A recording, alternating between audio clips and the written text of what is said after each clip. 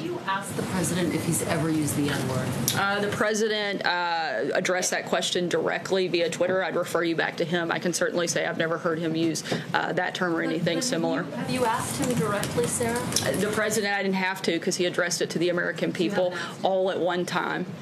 Why haven't you asked him directly? Again, the president answered that question directly on Twitter earlier today. Can you stand at the podium and guarantee the American people they'll never hear Donald Trump utter the N-word on a recording in any context? I can't guarantee anything, but I can tell you that the president addressed this question directly. I can tell you that I've never heard it. I can also tell you that if myself or the people that are in this building serving this country every single day, doing our very best to help people all across this country and make it better, if at any point we felt that the president was who some of his critics claim him to be, we certainly wouldn't be here. This is a president who is fighting for all Americans, who is putting policies in place that help all Americans, particularly African Americans.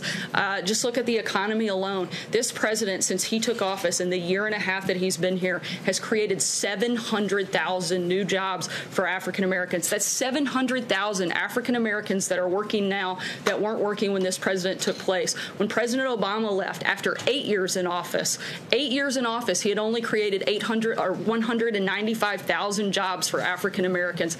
President Trump, in his first year and a half, has already tripled what President Obama did in 8 years. Not only did he do that for African Americans, but for Hispanics. 1.7 million more Hispanics are working now. This is a president who cares about all Americans, who is committed to helping them, and is putting policies in place that actually do that. Kevin.